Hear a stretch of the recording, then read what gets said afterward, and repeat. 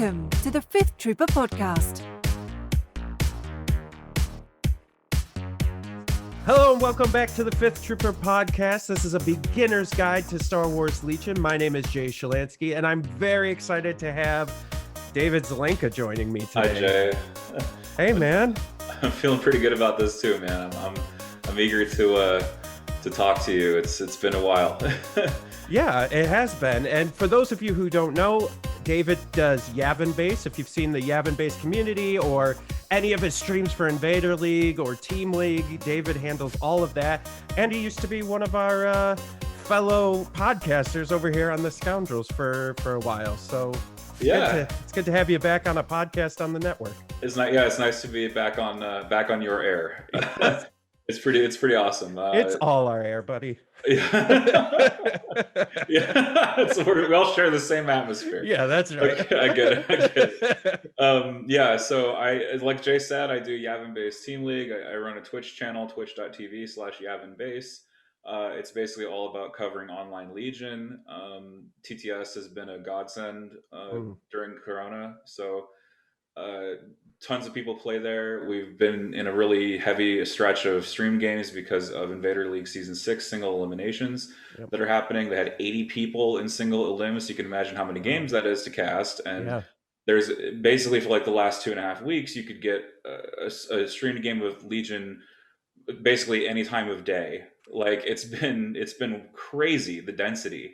Like it's totally unheard of to have this kind of density. And the interest has been off the charts as well. People have been really interested in what streamers are doing. But I've been doing as much as I can. I covered 8 games in the last few weeks, and that's like 1/5 of the number that have been available to stream. So normally it's a lot more scarce, and you really have to kind of get on it. If there's like a high profile game, you have to rush to get hold of it. But no, it's been a good stretch. So I run that channel. I also run the Yavin Base Team League, which is kind of another major online league that runs opposite Invader League. So Invader League's the big solo tournament where you just go for yourself and you play your best and you try to win the whole thing. Yavin Base Team League introduces a community element. Teams compete to be champion. We're trying a new thing with the league this year where we're splitting it into 2 divisions. So there's an open division where everybody's welcome to join, kind of like Invader. And then there is an 8-team invitational division where people who rank highly in that open division come and play. And so we basically evaluated all the teams that had entered, and we said, hey, you did the best out of everybody, come play in this invitational. And basically it's all in the name of a more balanced tournament. Yeah, so when we found out about that, I was chatting to the guys over at Fifth Trooper. I'm like, I love this idea. It's basically for Americans, it's how they run the Premier League and everything of soccer or football for our friends across the pond over in Europe, where you have the Premier League and then you have the lower leagues, and you have to work your way up to be in the Premier Leagues. I've really loved this idea because I think it also, because sometimes online Legion can tend to be frustrating for newer players, right? Especially if you got a bunch of veterans on a team who are like, boom, boom, boom, boom, boom, like just doing stuff. And you're like, I don't even know how to click buttons on this game. And so I love this idea. Yeah, and it can be pretty overwhelming. The players who play online who are regulars are absolutely smashingly good. Like they will dominate you if you're not prepared. So it's not an insult to be in what we call Hero League, which is the lower league. It's basically just a way to reduce the number of times where it's like a stomp basically, and you play with people who are similar skill level to you, rather than entering the tournament is like, oh man, I got paired against someone really good like Luke Cook. I'll just use Luke Cook because he's the current world champion. You might get paired against someone like Luke Cook and get absolutely destroyed. And then you're like, I don't even know what happened. Well, and I think there's for beginners, there's 2 things going against you. One, you may be sitting at home going, before coronavirus happened, I was really good in person, and you may be really good in person. But the learning curve for TTS is a little high sometimes. And so even though you may be a great tactical Legion player, TTS changes things. And I mean, it took me a while to pick up TTS, and I still don't know everything that it does. Yeah, and TTS measurement is extremely precise. And so there'll be moments where it's like, well, if I'm exactly this distance, then this can't happen. So for example, like the most obvious one for me is Luke and force push. Yeah. Luke can only move 2 times at speed 2. He has a force push range of range 1, but the amount that force push can move an object is only about 3 inches. And so if you stay outside of 2 range bands plus that speed 1 move, Luke cannot, in fact, double move into you and force push you on any given turn. So that's just one way that you can use that precise measurement to Yeah. figure out what your opponent can do or what they can't do to you when you decide to make a move. And that's kind of what we're going to talk about today, right? Is like, Yeah. how do I know what to do next, right? Yeah, I think that's a great segue because you're absolutely right. And Evan and I talk about this all the time about how in real life, even at large tournaments, like you played in high command, you've played at LVO, there's almost this kind of give and take where a lot of people are like, if it's reasonably close enough, people are like, yeah, man, yeah, you're good, like go for it, because there's a lot of mistakes and movement that happens on a table, so you're kind of just adjusting for that, where on TTS it's a computer. So it's very like things don't really move unless you like you did it by doing something else. So it's, yeah, that's a great point. Yeah, your view of the board is also different on TTS Yeah. because you have a free floating. You have a god camera, right? You can view the board from any angle, whether that's like top down at a distance or getting really close to your miniatures, so you can really kind of judge what the cover situation might be. On a physical table, it's a lot different. The measurements are less precise. You have physical tokens and rulers and things that you're moving. Where the heck did I put my range 2 ruler? Yeah. Or where the heck did I put my speed 3 movement template? Yeah. There's all that, like that disorganization that can occur. But yeah, so and like you say, with a give and take, right? Uh, man, I could open up a can of worms about, is Legion a constructive experience where we are creating a shared amount of fun, even though it is competitive. Like one of us is trying to win and beat the other person, but Yep. we're trying to have fun while we're doing it. Or are we in like a hugely like no holds barred competitive? I will give you not an inch, and you are my adversary, and I'm going to Yeah. destroy you. Yeah. There's like two attitudes, two very different attitudes. But I have to say, Legion is one of like the most non-toxic communities in that regard. Yeah, agreed. We're at the highest level people are actually the most chill, Yeah. like the most chilled out. Um, Yeah, and I would say that like that really like things matter time is generally, even if you're having a chill game, like about turn 5. yeah, Everyone's like, yeah, all right, this is serious now. yeah. When Like, things really get down to it, right? yeah, yeah, It's crazy how you can start trying to play by inches. It's like, oh, you didn't declare that. Oh, you did. Yeah, come yeah. on. Well, and Be chill. and it's funny because you'll be having a great chill game and then all of a sudden you're like, whoa, when did this happen? And you're like, because it's turn 5. That's Right, why. right. There's like a shift in the energy because it's like, oh, I remembered we're trying to win. Right. Yeah, yeah. Like we're we were not just joking and rolling dice. yeah, that's right. Okay, so David, up till now, the listeners who have been with us through the whole like beginning of this process, we've talked about the objective deck a few weeks ago. Nemo was on last week talking about command cards and how to play the command phase. So what are you going to be talking with us today? So we'll be talking about basically how to figure out what to do next. Every time your turn comes up, you have to decide: do I activate a unit with an order? Do I go to the stack? Who do I activate if I have an order? What are the odds of pulling a certain token type?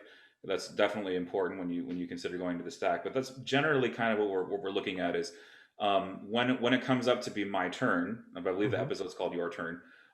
What should I do next? And the beginning of that, of understanding like what to do, is to figure out how you need to win, right? Like you have to answer the question: what action could I take that gets me the furthest along towards winning? Hmm.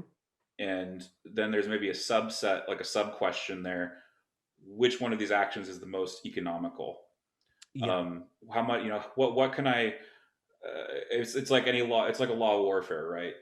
I have to do the thing that gives me the greatest tactical advantage at the least cost to myself. Yeah, and I'd like to point out, I think that, we did talk about the objective deck, right? But I think depending on whether you're playing for fun, whether you're playing in a time tournament, that win condition is going to be different.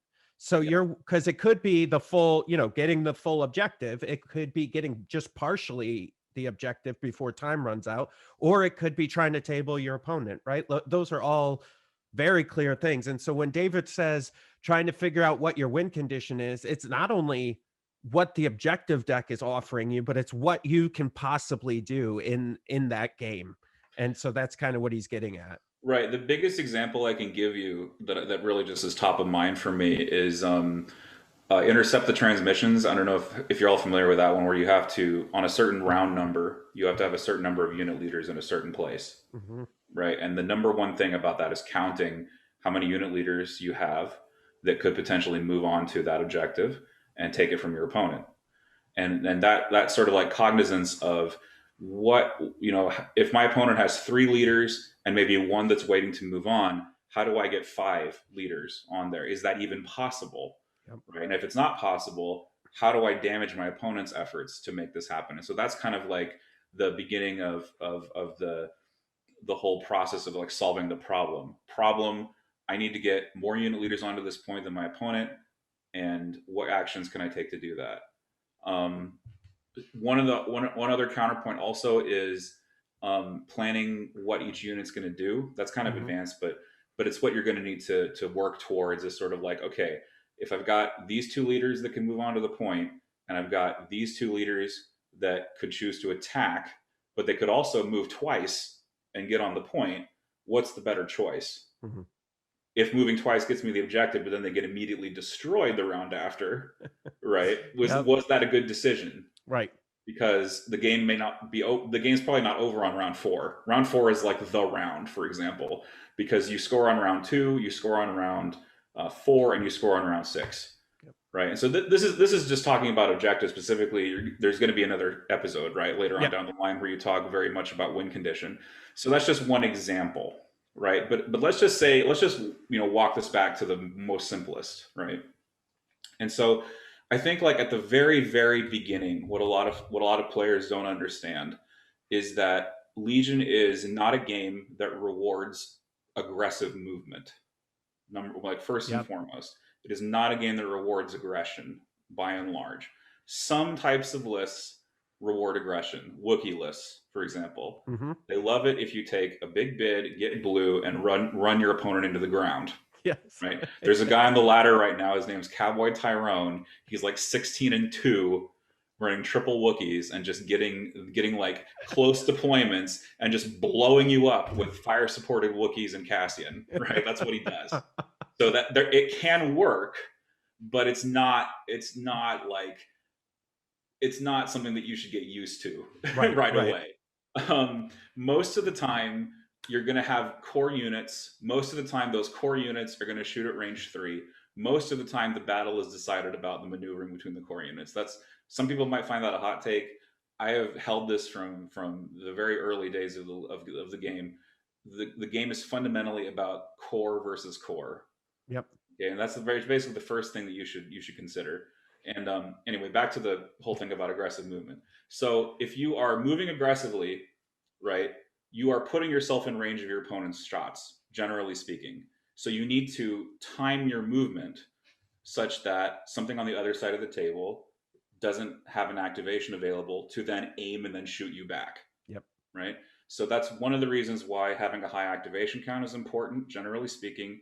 It's one of the reasons why asking your opponent, hey, has that gone? Has that gone? Okay. And then you measure anything else that hasn't gone, and you say, okay, pretty unlikely this unit is going to move and shoot me. So then I can safely move my characters or my whatever my core units are. I can move them to the next position that I want to. Maybe like that next piece of heavy cover, for example, that they ending their move in range to shoot next turn are going to, either aim shoot, or if you're a rebel, dodge shoot is really good because you get a bunch of increased defenses off of that. If you're a droid, Maybe you're saying like, maybe I can move in here and get my range 3 rocket on you. B2 rockets are super popular right now when we're recording this. So knowing when to get into range 3 with your B2s is really, really important, because you can blow up your enemy through their cover. It's really nice. But that's like the basic gist of how to decide what to do next. Like, you need to figure out, if I do this move, can my opponent punish it?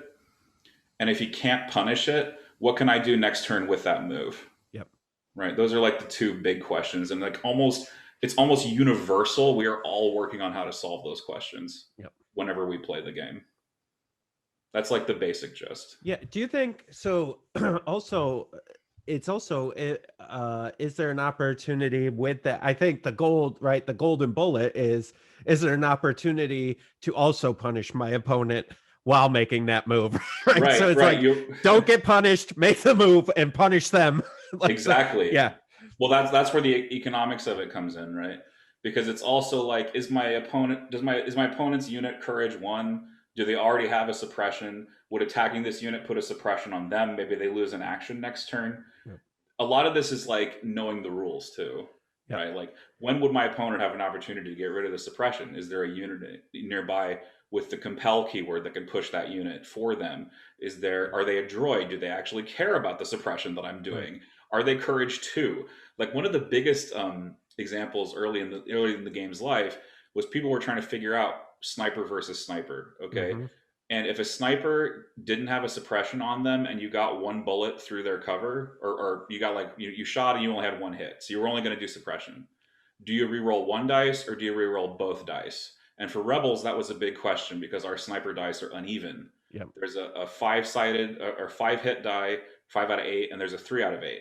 So if my 5 out of 8 lands and my 3 out of 8 blanks, and I'm not going to suppress him next turn, I reroll both, because I'm increasing my chance to get a critical hit through cover. If my white die lands, I reroll the black, because that's what is it? It's a 62% chance to generate a hit when I reroll that. So that's sort of like math and knowing like how the choices you make will actually affect the battle is sort of what we're working towards, right? And if you're running Empire snipers, the chance of you getting a blank or a surge are just constant. It's equal. It's equal.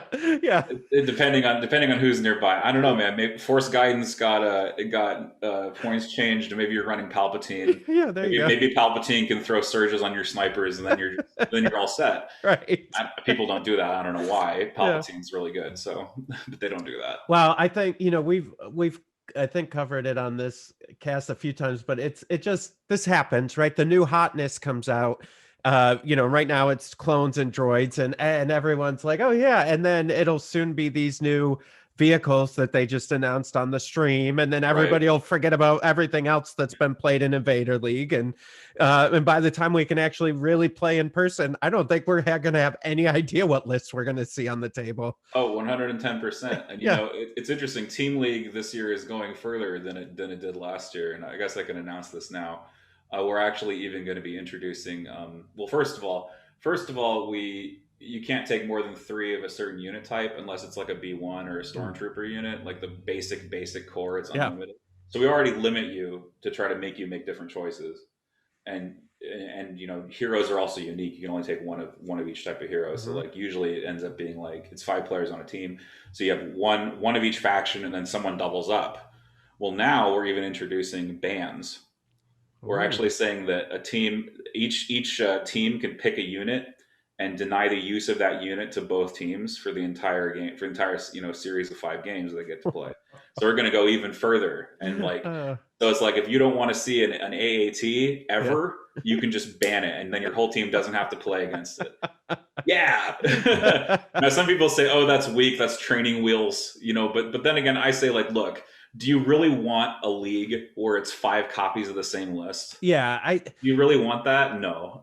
No, and I always found Team League to be the more fun of the 2 leagues. No offense, Invader League. It's just because the couple things you got going for you. You got the rest of your team that you can kind of rely on, and then so it's the pressure's not as high during your game. You're kind of a little bit more relaxed, but then also it's just being on a team and playing in a team league is just more fun. I think it's just, it almost, I don't mean this in a bad way, David. It almost is like a beer league. Like that's kind of how I No, see I it. get it. I get it. No, it's partially that. Yeah. And that's the benefit of playing this game in community. If you mess up, there's 4 other people that could win, and you advance anyway. Yeah. So Yeah, right. it takes the pressure off you, Yeah. but you also get to root for your team, Yeah. right? You get to say like, yeah, if we're on the same team, like, yeah, go Jay, Right. like kick his ass. Yeah. No, it's Well, fine. no, like I want your double heavies to win, Right. because it's like, one, it's awesome that you're running a list with 2 heavies, because who runs those? Well, I guess now it's popular because the AAT's Yeah. out, but I know they stole the thunder completely. Like Empire vehicles need help. Yeah. AMG, send help. Yeah. Empire vehicles need help. Seriously. Yeah, a little bit. Yeah, or just take all the line of sight blockers away. Yeah, But right. one of those two. But yeah. So I mean, that's kind of the benefit of it, right? You also get to, like, you get to workshop kind of on list Yeah. ideas, and you're like, oh man, how can we win against these guys? What do we know about them? You do research on the opposing team. There's just like a lot more relationship stuff, relational stuff. You relate to other people, and you also grow together. And so that's like one of the best things about the whole format. Yeah, for sure. And like theory crafting with your team, saying, okay, if I play this, and then it's just, you don't feel like you're alone. Like I Invader League, you can get, not that your friends and stuff wouldn't help you, but it does feel kind of lonely if everyone's playing in Invader League. You're like, yeah, well, we're gonna face each other here soon enough, so maybe we don't talk as much about what I'm playing. Exactly. You're like, oh, you're in my half of the bracket. I better not play you. Right. Even though you're both available for a game. Yeah. And even though like everybody knows this pain, right? Especially the dads among us. You only have so much time, Yeah. right? Yeah. And so it's like, am I gonna play my one game of Legion against the guy this week, against the guy that's across from me on the bracket? Heck no. I gotta take every advantage I can get. Yeah. So, but then also, the flip side of that coin, right? It's also like, do I really need to be sweaty like this? Yeah. And so that's the idea of Hero League. If you want to be sweaty, sweat. Yeah. We'll see you in the upper league, which is called Champion Circle. If you want to sweat, we'll see you there. Yeah. But if you don't want to sweat, don't feel bad. You'll probably be matching against other people who also don't want to sweat. Yeah. So everybody wins. Yeah, I like that a lot. And I kind of I think about that with like the Gen Cons and the LVOs of the world, where I wish that they had more of a format that valued that as well, where it was like, hey, this, and maybe it is just the entire tournament, but I feel like it would be nice to be able to go to Gen Con and just have play in a tournament that's not as sweaty as that Gen Con can get, right? So Well, I'll tell you though, last LVO, yep. You had the TFT event deck. Oh yeah, that's right. We did the narrative. Do you still sell the event deck? Oh yeah, yep. Okay, well, yeah, go buy that, because if I know you know, but I'm telling your listeners. Hey, I know all about it. You know all about it. You made it. Yeah. But if you want to have a really good time with Legion, go buy that deck, because that deck is really cool. I own one. I am itching to play it, but of course, Corona, right? I can't actually go. I swears, everybody, I definitely didn't pay him to say that. No, he didn't. He absolutely did not. I am not compensated. I'm saying this on my own volition. I even saw the fun people were having. I was eyewitness. Okay. Yeah. I saw the fun people were having at LVO playing this thing. I saw like how like happy they were that they got to. I'm even pounding my desk. I'm so emphatic. You're welcome, ears. Yeah.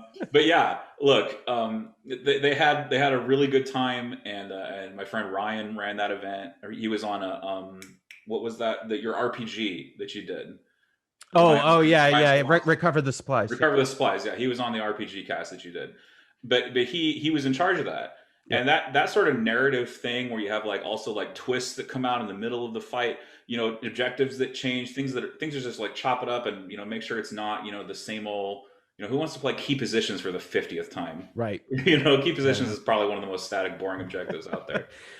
So for us old timers who have been playing Legion from pretty much the beginning, yeah, key positions was the bane of our existence for a very long time, and it's not as popular now, but back then it sure was. Yeah, really.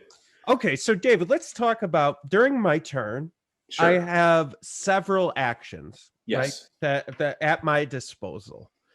Like one of the ones I really wanted to cover was standby, because I Mm. think outside of clones, what are some good reasons and good ways to kind of use standby to do board control, or to like what we were talking about, set up to punish my opponent and making sure my opponent doesn't punish me. There's a few units that utilize standby really well. Okay, and until recently, clones were it, right? They kind of still are. They have two units that can still share standby, as Padme and Anakin. They can both do it with their exemplar keyword. Death Troopers do it with Overwatch, for example. Um, Basically, what standby is instead of attacking, okay, I'm going to look at the board and say, I want to attack that unit over there. That unit has to move toward me to do the objective or try to win the game. Mhm. And so I'm gonna say, okay, if you try to advance your objective, I'm gonna punish you. The problem is that standby is usually only range 2. It's really close. Most units shoot at range 3. Taking suppression causes you to lose your standby token. So standby is a bit of a strange action. Yeah. It's not used too commonly. Standby though can be really important, especially if you want to direct your attack at a particular unit and your opponent is out of things that can remove your standby attack. Mm. The biggest problem is if you're facing like rebel troopers with DLT 20s, which have range 4. Any of like the long range weapons, snipers, any sniper. Um, but that said, there is a benefit of taking a standby, which is you can force your opponent to attack that unit.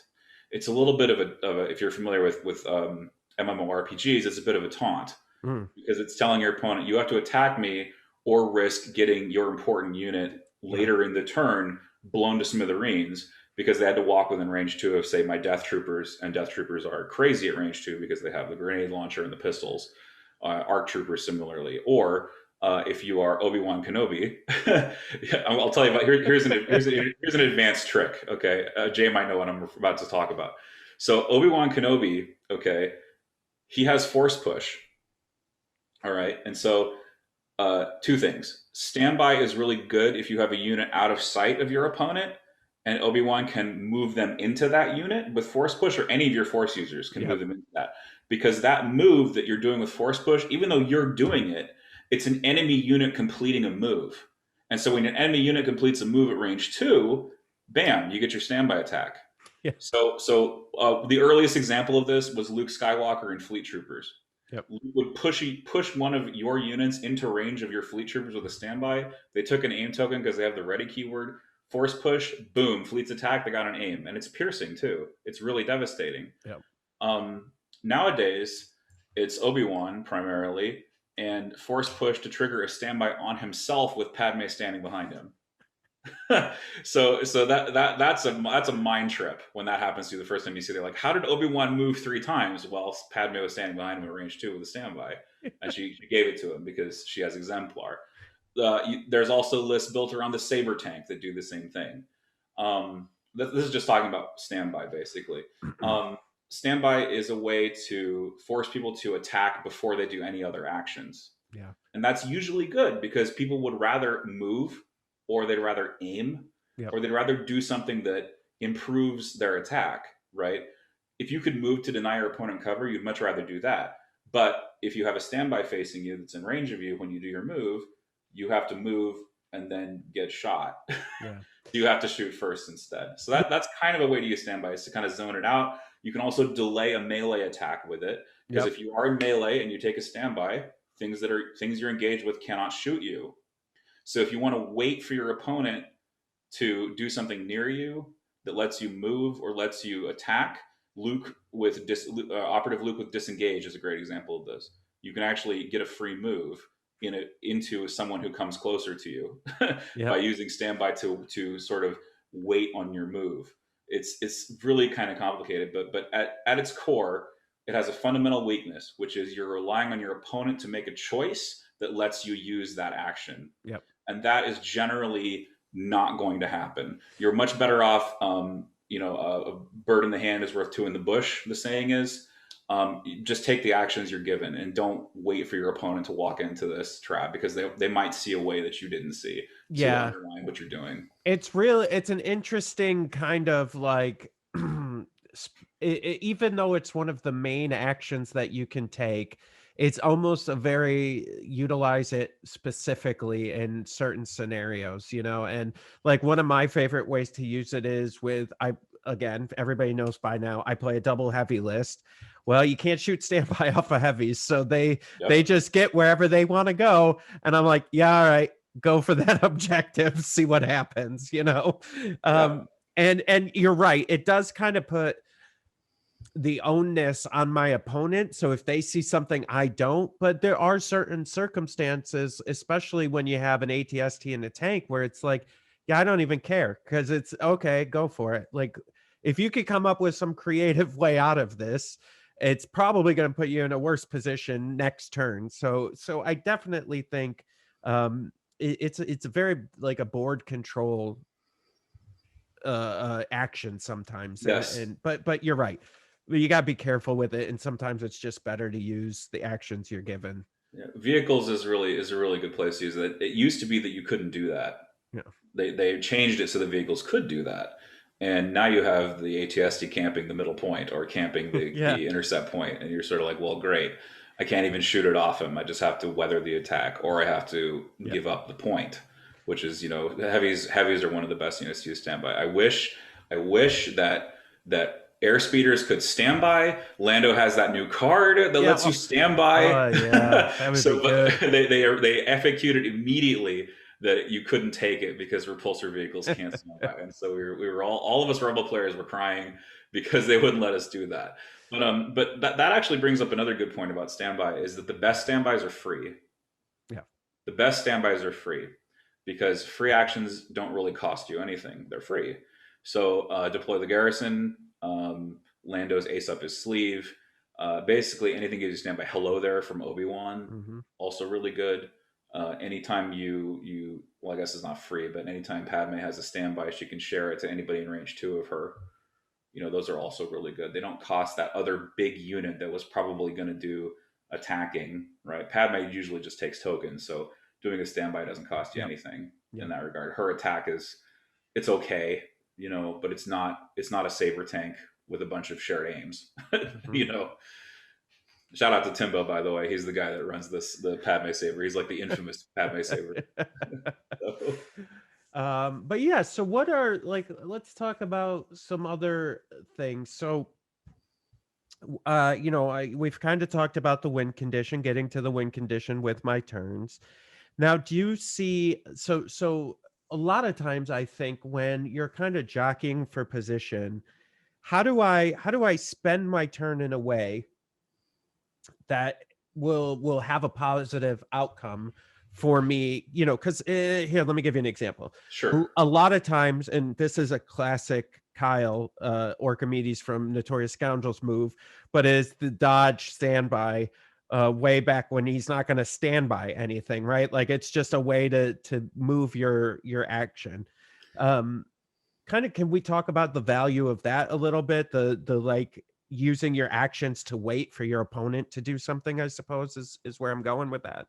Yeah, I think I understand what you're saying. It's sort of like, it's better. There are times where it's better if you don't act. Yeah. Because again, going back to that initial point, which was that Legion punishes aggressive movement.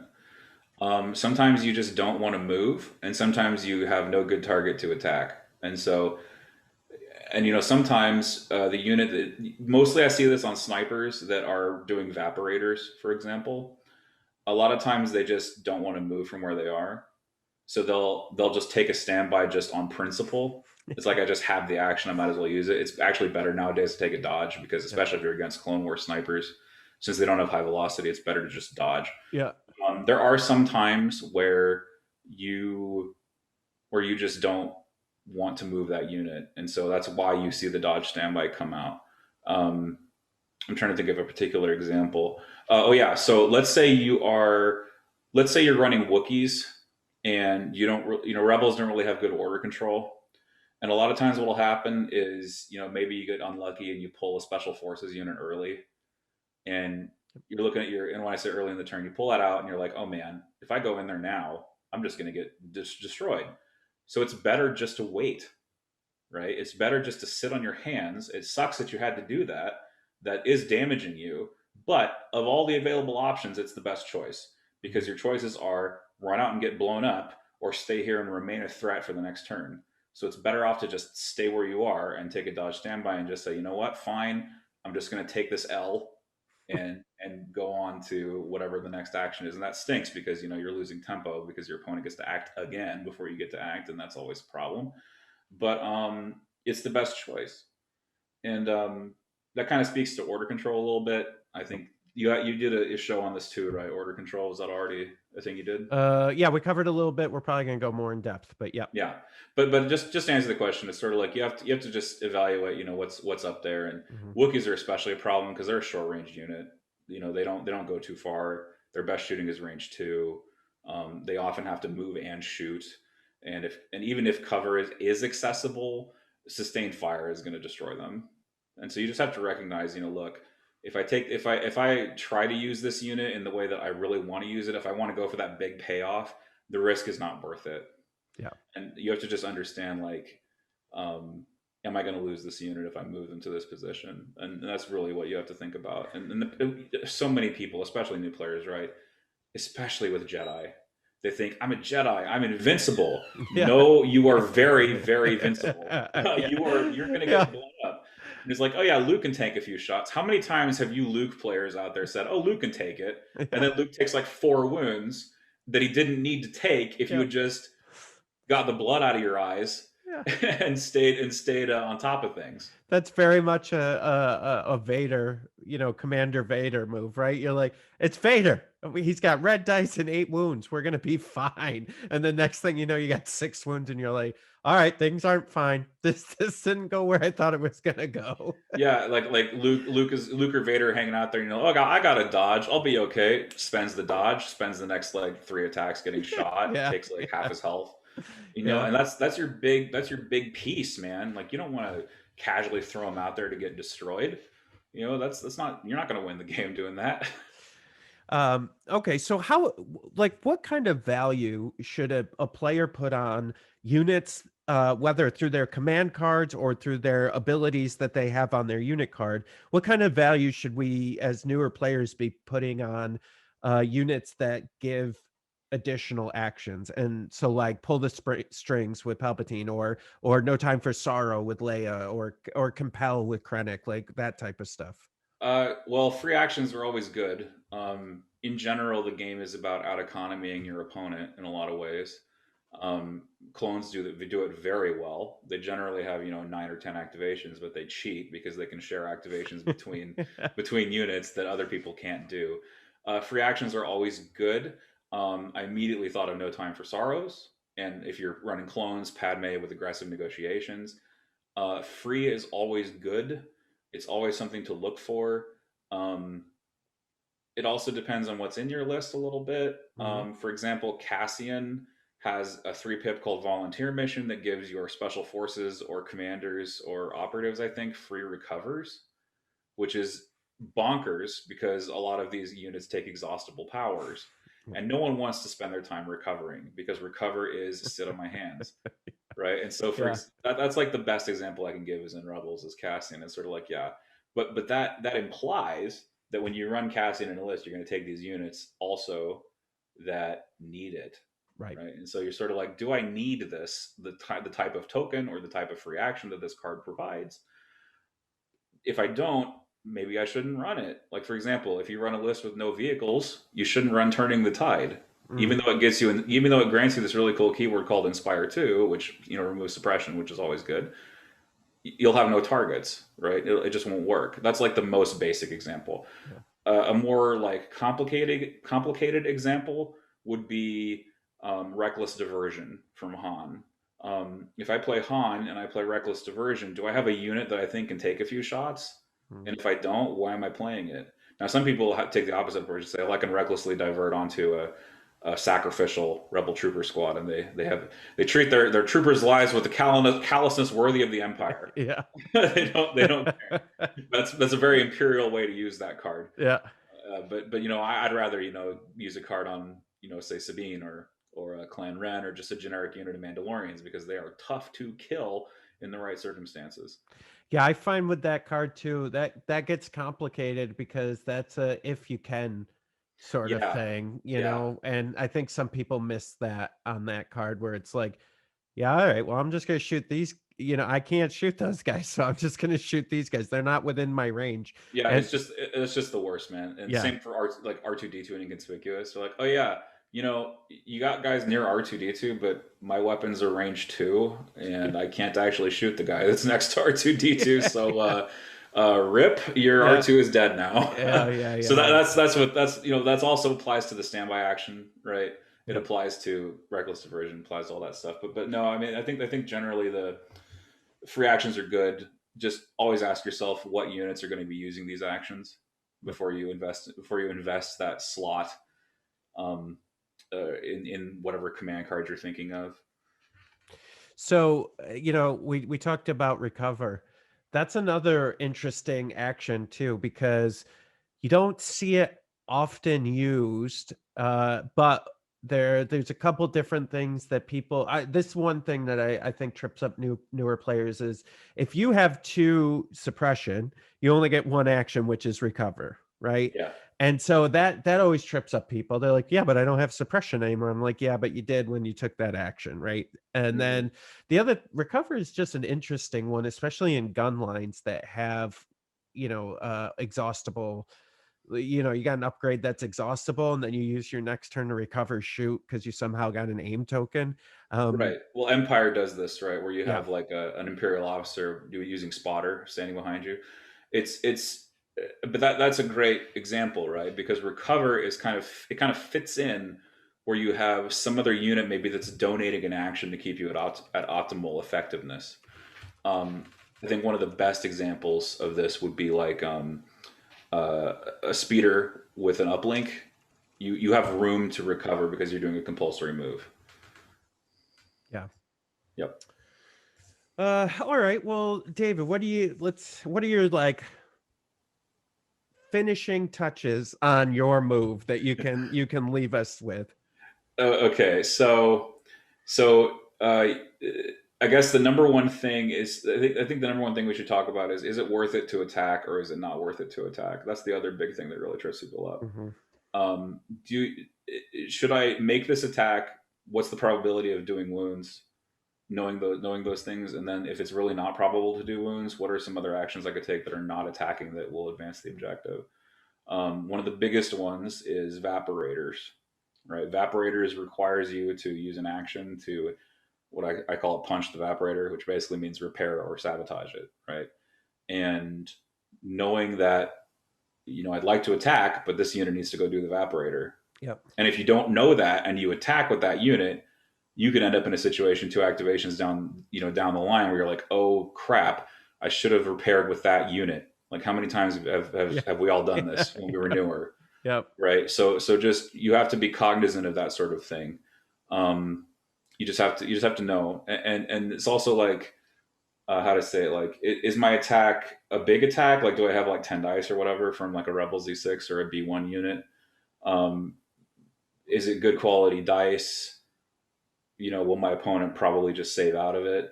Like let's say you have a choice. I could attack Sabine with a dodge and heavy cover, which Yep. is not a good idea, Right. generally speaking, because she'll probably save most of it. Or do I go do this objective? Do I walk towards the Evaporator? Do I walk towards the key position so I can, in the following turn, move again? Yeah. A lot of it comes down to like planning over turns too. Yeah, and then being able to adapt as your opponent makes changes as well. Yeah. Precisely.